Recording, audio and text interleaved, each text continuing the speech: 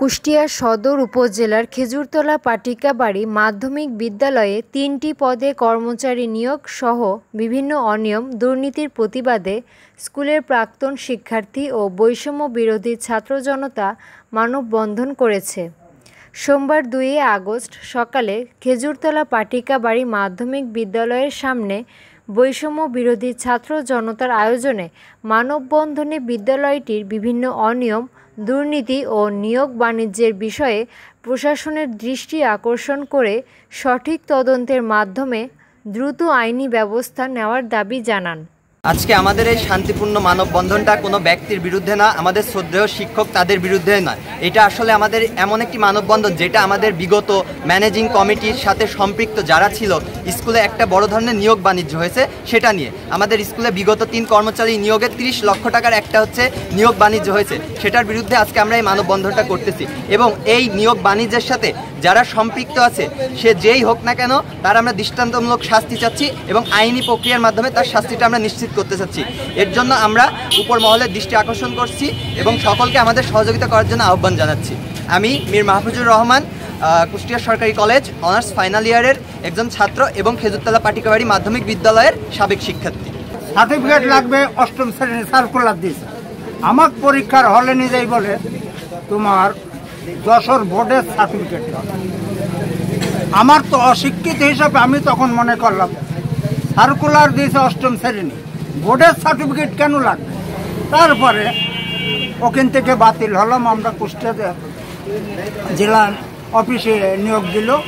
তারপরে বাইরে দেখা যাচ্ছে যারা আমাকে নিয়োগ দেবে আমার এই বিটার বোটাকে, তারাই সব ব্যক্তি টাকা দিয়ে নিয়োগ হয়ে গেছে।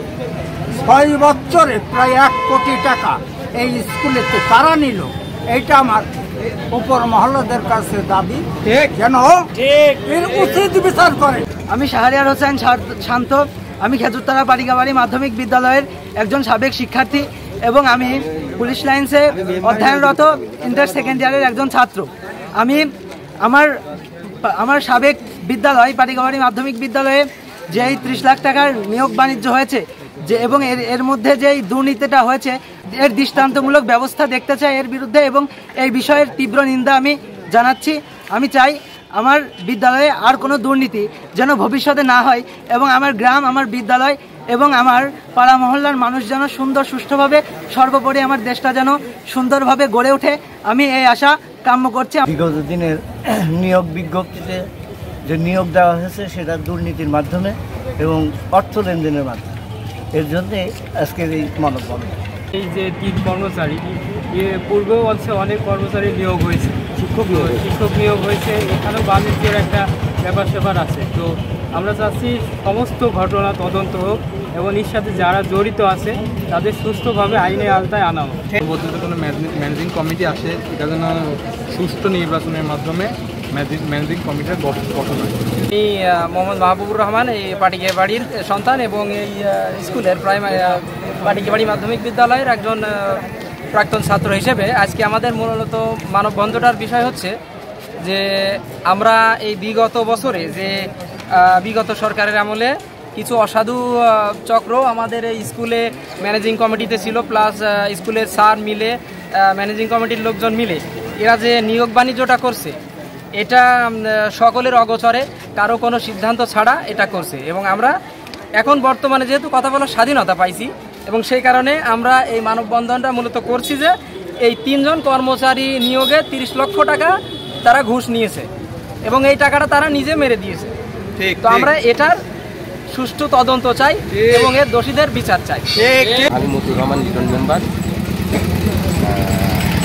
আমাদের খেজুরতলা পাটিকাবাড়ি মাধ্যমিক বিদ্যালয়ের ম্যানেজিং কমিটি ও হেডমাস্টারের তত্ত্বাবধানে যে নিয়োগ বাণিজ্য হয়েছে শিক্ষক এবং তৃতীয় শ্রেণীর কর্মকর্তাদের নিয়োগ দিয়ে এবং ছাত্র জনতা যেই দাবি নিয়ে আজ এখানে মানববন্ধনে দাঁড়িয়েছে, আমি তাদের সাথে একমত পোষণ করছি এবং এর সুষ্ঠু বিচার চাই।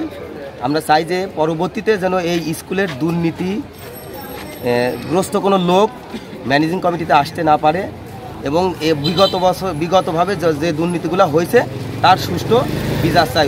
ঊর্ধ্বতন কর্মকর্তার কাছে সে তদন্ত সাপেক্ষে সুষ্ঠু বিচার চাই আমি।